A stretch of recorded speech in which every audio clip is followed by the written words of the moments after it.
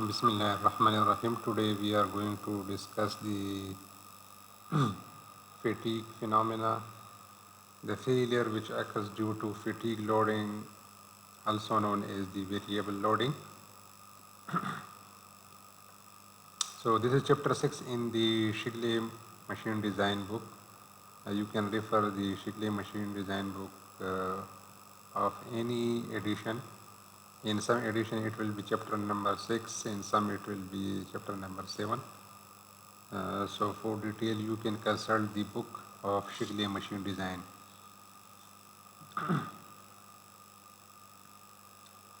The contents of this chapter are introduction to fatigue in metals, approach to fatigue failure analysis and design, fatigue life methods, what are the methods that used for assessing the fatigue life, and what are the different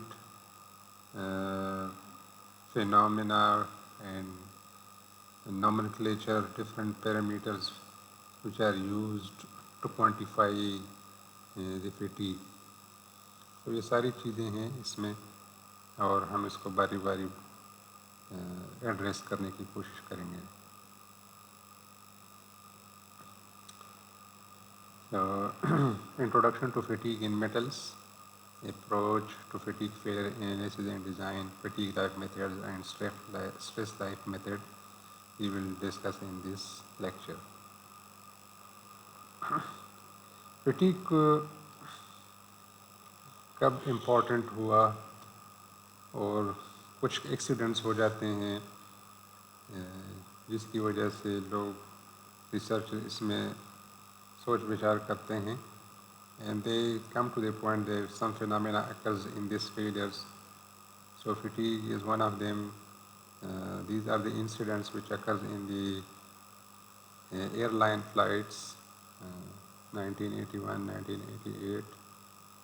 So the fuselage of the aircraft that get disintegrated in the middle of the flight. So you can see a lot of failure around yourself. बहुत से parts हैं, mechanical parts हैं which fail due to fatigue loading. Fatigue loading basically क्या है कि जो भी हम डिज़ाइन करते हैं, किसी भी मटेरियल को हम डिज़ाइन करते हैं, so usually our design stress is below the yield point, our design stress is below the ultimate tensile strength. But eventually the part fails. So why this fails? This fails because of the repeated load of the nature. Because the load is repeatedly in the repetition, not if the load is applied not for once, it is applied repeatedly. So due to repeated nature of the load, the material fails. So that repetition of load, that is also called, we call it variable loading, we also call it fluctuating loading, we also call it repeated loading, but in proper sense it is called the fatigue failure. There are different classifications of the failure. Note that it is the proportional loading, non-proportional loading, random loading. But this is, in the broader sense, we say it is a repetition of the load. So fatigue failure occurs due to the repetition of the load. So in this photograph, you are seeing the bicycle crank spider arm.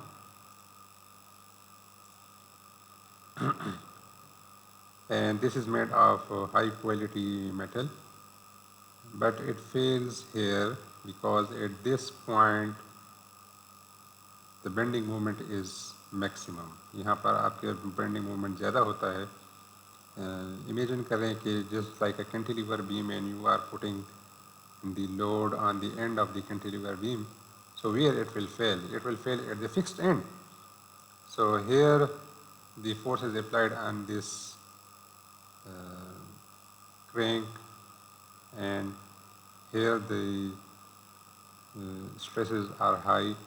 So जहाँ पर stress high होता है वहाँ पर इसकी failure के chance होते हैं. So this was a high quality component that had very high load cycles, but was in excellent apparent condition until the final fracture. This is the morphology of the fractured surface. You can see from the naked eye that how crack initiate in the surface and then it propagates up to some distance and then eventually it fails suddenly. So this is the origin of the crack initiation. You can spot it as, and then it progressively increasing, and you are seeing these marks. You can see the lines on this surface. These lines are called the beach marks. So from beach marks we can assess what type of loading occurs on this machine component and how it fails. So basically it indicates the failure mechanism, that how the failure process occurs, how the failure process progresses. So this is one of the example, and you can see the fracture surface.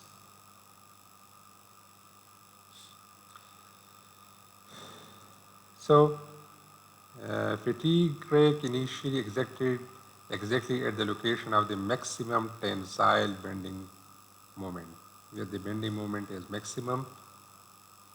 So from that point, the crack starts.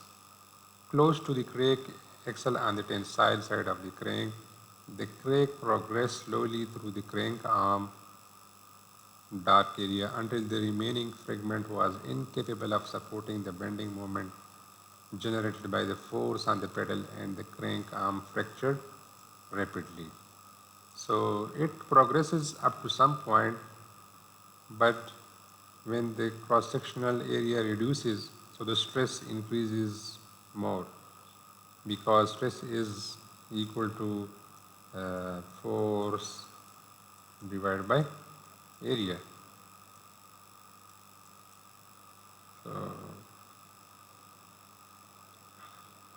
So this long-term fatigue crack took a considerable time to nucleate from a machine component.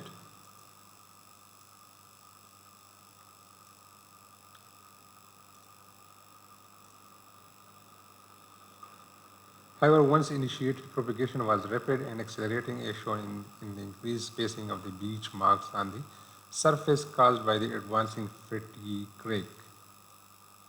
So these beach marks, you have seen the beach marks on the fracture surface, that how we can recognize the fatigue loading from these beach marks. So this is due to the advancing of the fatigue crack. So there are 2 to 3 stages of the crack progression.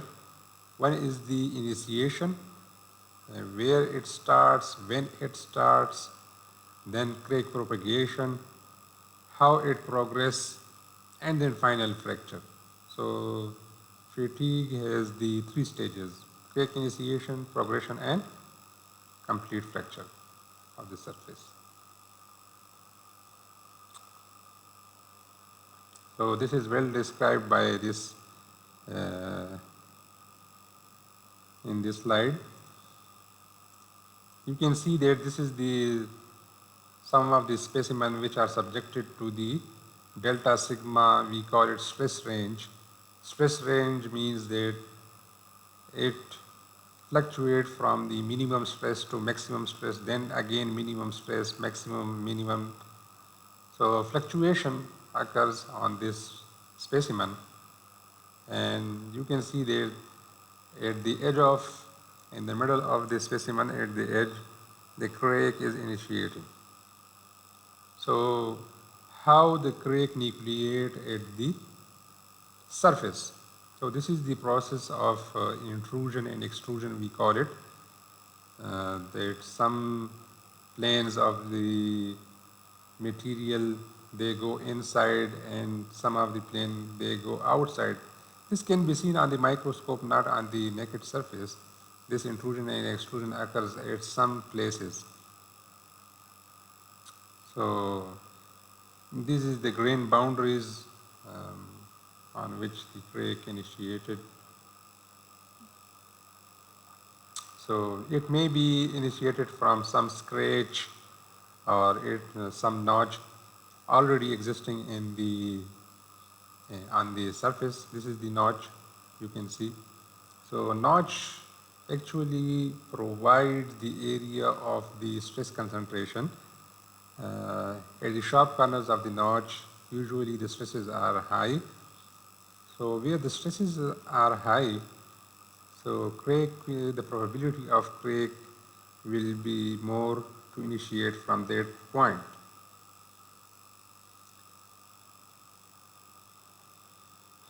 So the first stage is the crake initiation. So fatigue always begins at a crake. Whenever the fatigue process starts, it must be started from the crake. So crake may start at a microscopic inclusion. Simply we can say that crake start at macro level, because we already know that material has a large number of defects, having voids and other impurity inside the material. So they provide a chance for the crake under loading. So it may start at a notch or other stress concentration area. So where the stresses are high, so crake will start from that point. Then the second stage is the propagation. So sharp crake creates a stress concentration. So each tensile stress cycle causes the crake to grow. So this is the rate of the crake propagation. It depends on material, it depends upon the stress level. So this is not the exact figure, which you will say that it is always in the case, but generally this is the rate of the crake propagation from 10 raised to the power minus 8 to 10 to the power minus 4 inch per cycle. So cycle means that stresses fluctuate from certain minimum load, then maximum, and then again minimum load. So this is the cycle of the loading. And then the third part, when the crake progress, then some moment occurs that it fractures suddenly, catastrophically, with no warning. So it depends upon the stress level. In some stress level and the material characteristics, the crake initiation process, the crake propagation, and the fracture. So in some metals and materials, crake initiation consists of much amount of time at certain stress levels. In some, the crake propagation time will be more as compared to the crake initiation. So we have to look after the crake initiation process and the crake propagation to control the, to monitor the crake process. When it comes to fracture, then we cannot control it.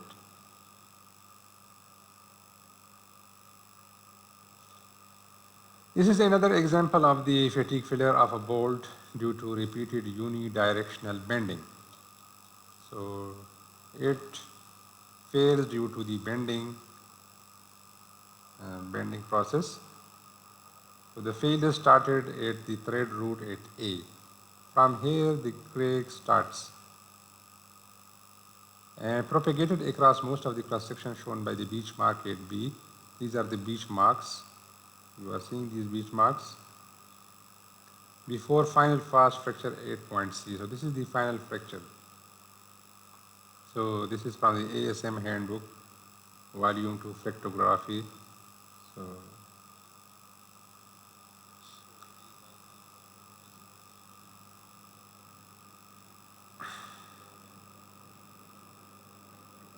So in this, these are the different morphologies for the high nominal stress,